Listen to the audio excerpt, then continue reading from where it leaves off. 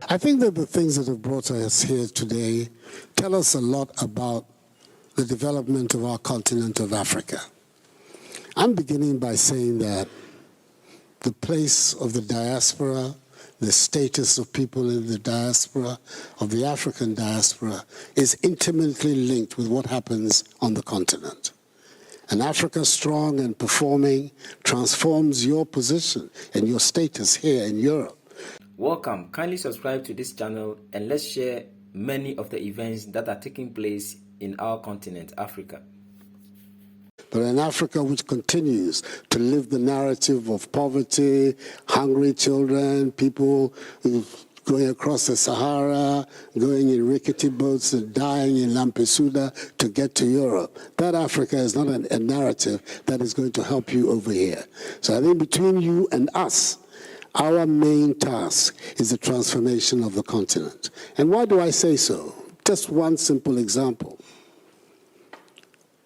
The Chinese diaspora is supposed to be some 60 million people. And in the table of states, they constitute the 25th country in the world.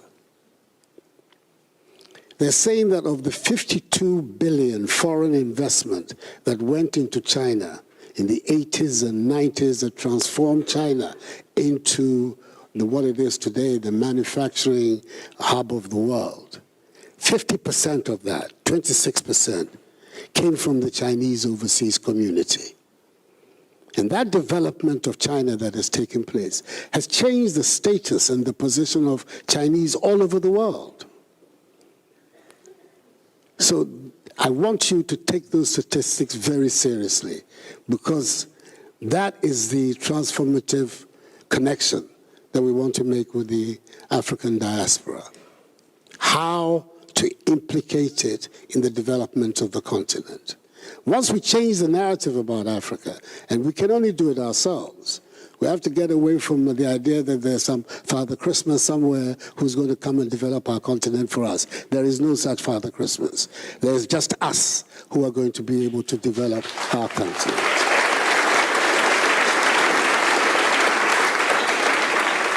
So once that mentality is our mentality, that we have to do it ourselves, then our relations with other people become that much more structured and punctilious, if you like. Our relations with France, our relations with Europe. Our relations with Europe is a natural one. You look at the geography of the world, Africa and Europe are natural partners. There's just this small strip of water, the Mediterranean, that separates the two of us. So when you look at that, and you look also at the history that has gone on between Africa and Europe, that is a natural relationship and a natural alliance, but a relationship that has to be different from the relationship that we've had up to now. Why do I say so? That relationship has enriched Europe, but has not enriched Africa. So we need to change that dynamic. And we can only do it by ourselves taking the correct measures for our future.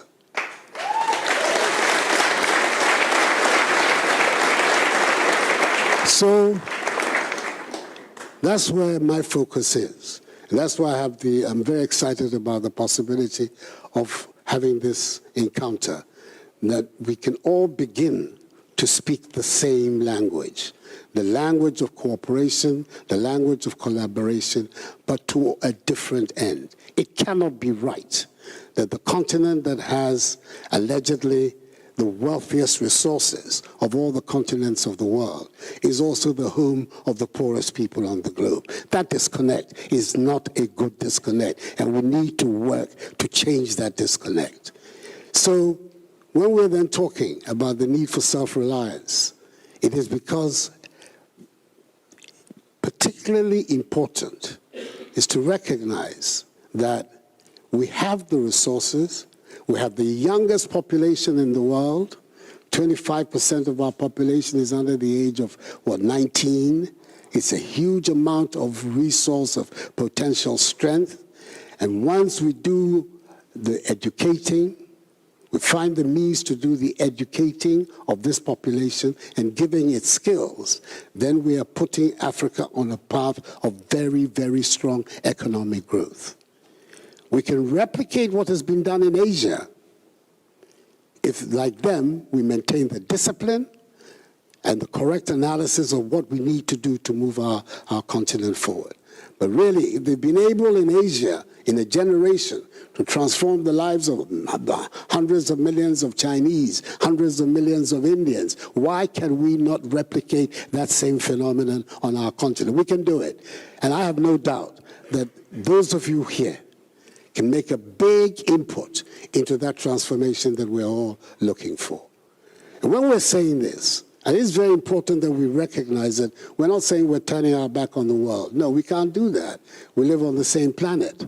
We need the association and the partnership with countries like France, with the technologies that they have developed here, their savoir-faire in many, many areas. All those things are matters that we can profitably associate and benefit from.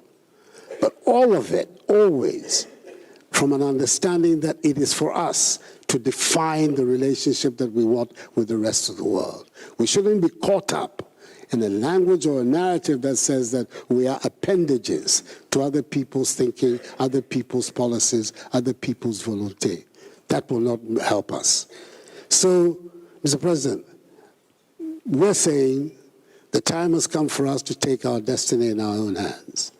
It's now 6 decades since the independence movement swept Africa. And those who led it, did so on the understanding that independence would bring not just freedom as sovereign states, but would also provide us the base for the social and economic transformation of our countries. That still hasn't happened. But the pointers are all very, very positive towards the future. And there are several countries on the continent. I would get into a lot of trouble if I started identifying them here, as I should mention, and I won't mention anyone. But there are several on the continent that visibly you can see are on the right way forward for what we need to do. But in concluding, there's just one thing that I want to say to my brothers and my sisters of the African diaspora in this room.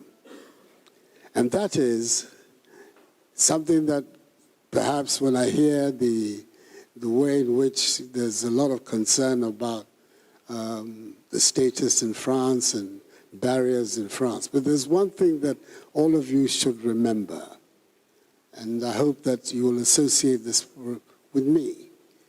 The destiny of all black people in the world, wherever they are, is bound up with Africa.